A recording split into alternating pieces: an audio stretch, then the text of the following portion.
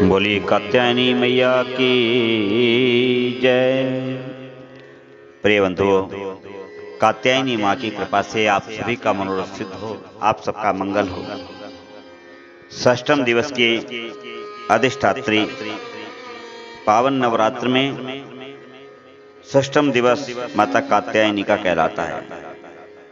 माता कात्यायनी नवरात्र में षष्ठम दिवस की अधिष्ठात्री होकर के सभी भक्तों के मनोरथों की सिद्धि किया करते हैं। मां भगवती कात्यायनी संपूर्ण ब्रज मंडल की अधिष्ठात्री देवी हैं। ब्रज मंडल की गोप कन्याएं भगवान कृष्ण को पति के रूप में प्राप्त करने के लिए प्रातः ब्रह्म मुहूर्त में उठकर मां भगवती की आराधना किया करती थी।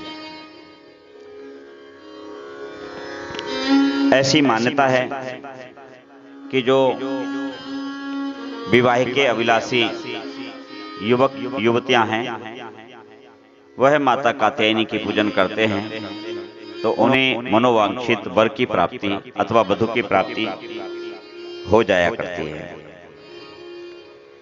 माता कात्यायनी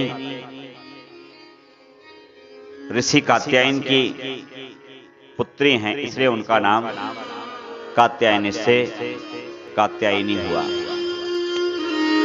कहते हैं कि एक समय ऋषि कात्यायन जब उनको संतान नहीं हुई तो उनने भगवती की बहुत आराधना हुई। भगवती की आराधना की और उस आराधना से प्रसन्न होकर के देवी भगवती ने ऋषि कात्यायन को यह वर दिया कि मैं स्वयं पुत्री बनकर के तुम्हारे गृह में जन्म लूंगी और भक्तों को अनेक सुख प्रदान करूंगी। अतः वही माता भगवती कात्यायन ऋषि के घर में प्रकट होकर के कात्यायनी कहलाई। माता कात्यायनी की पूजा प्रातः काल एवं सायंकाल में करने से अति शीघ्र लाभ की प्राप्ति होती है। जिनका अभी तक विवाह नहीं हुआ है और जो अपेक्षित वर या वधु की तलाश में हैं, उन्हें चाहिए कि वह प्रातःकाल उठ करके ब्रह्म मुहूर्त में स्नान करें और मां भगवती की आराधना करें। पाटे पर पीला वस्त्र बिछाएं, उसमें मां भगवती कात्यायनी को विराजमान करावें। यदि कात्यायनी का चित्र उपलब्ध ना हो पाता हो तब एक कलश रख लें और कलश में श्रीफल लगा करके पंचपल्लव लगा करके उसमें एक पुंगी फल यानी गोल सुपारी रख करके उसी में मां भगवती की आराधना करके उसी में कात्यायनी देवी की स्थापना करें और उसको कात्यायनी भगवती का स्वरूप मानते हुए मां भगवती कात्यायनी की चार भुजाएं सिंह पर विराजमान रहती है।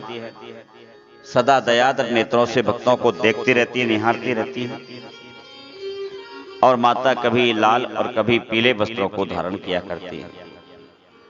अतः उपासक को भी जो पूजन करता है उसको भी लाल अथवा पीले ही वस्त्र धारण करना चाहिए और भगवती की आराधना में भी पीले या लाल पुष्प ही लगाने चाहिए।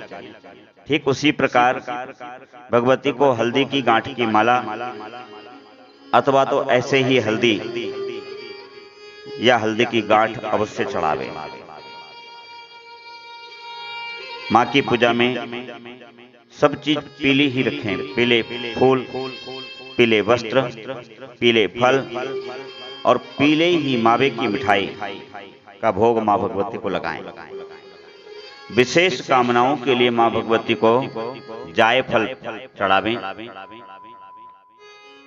3 जायफल मां भगवती को चढ़ावें। मां भगवती को जायफल अत्यंत प्रिय हैं, इसलिए जायफल चढ़ाना बिल्कुल न भूलें।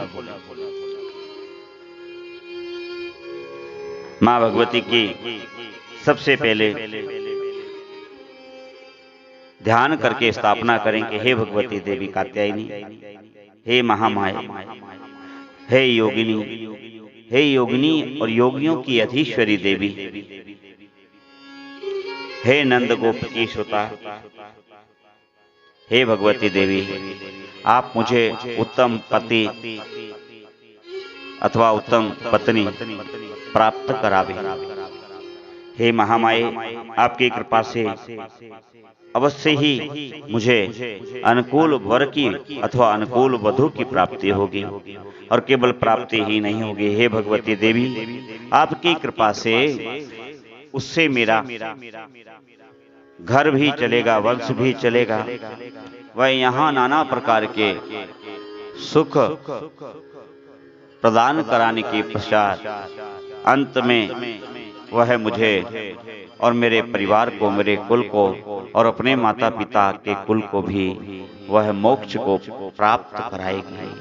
हे भगवती, हे भोग्या कात्यायनी, आप मुझ पर ऐसी कृपा करें। ऐसी प्रार्थना करके भगवती को विराजमान करा देवें।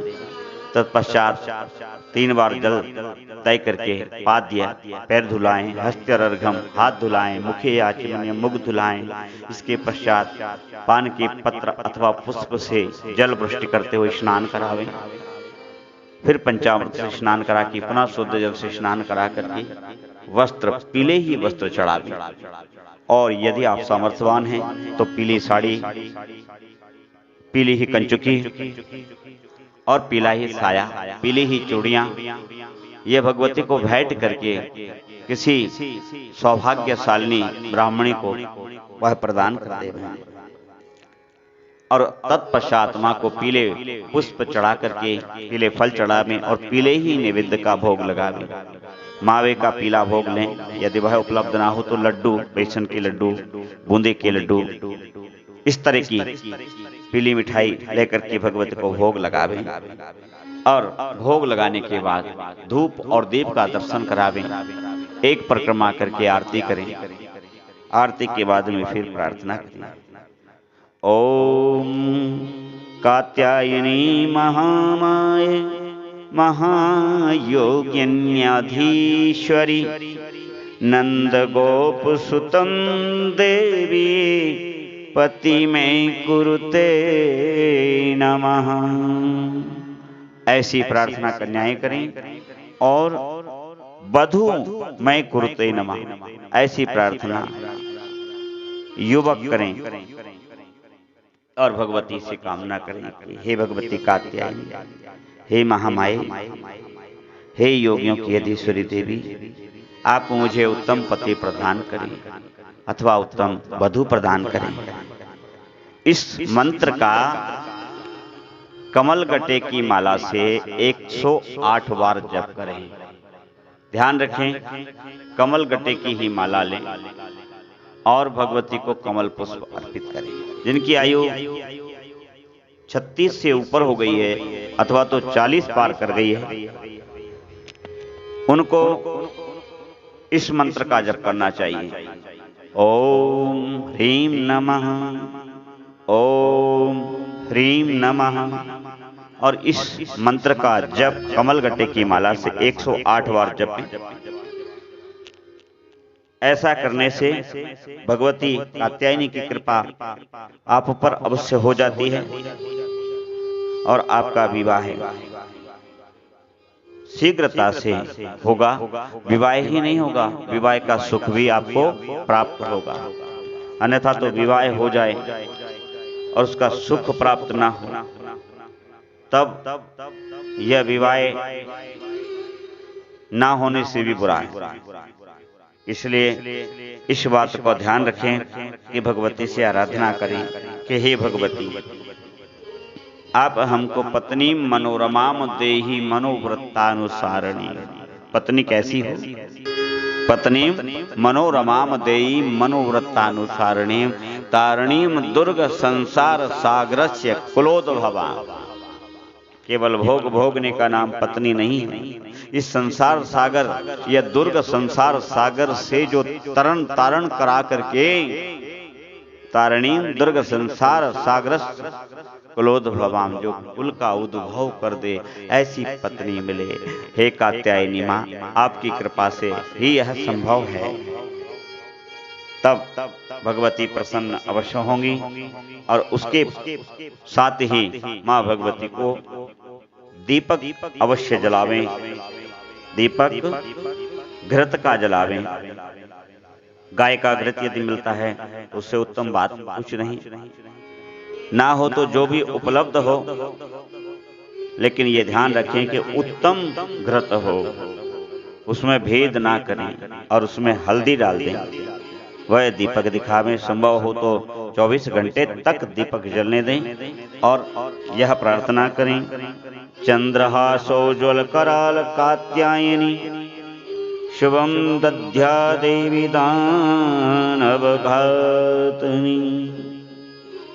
हे मां भगवती, हे दानवों को दलन करने वाली भगवती कात्यायनी, आपके चरणों में हमारा बारंबार नमन है, बारंबार नमन है, बारंबार नमन है। हे भगवती, आप हमारी प्रार्थना को स्वीकार करके हम पर कृपा कीजिए। आपकी जय हो, आपकी जय हो, आपकी जय हो।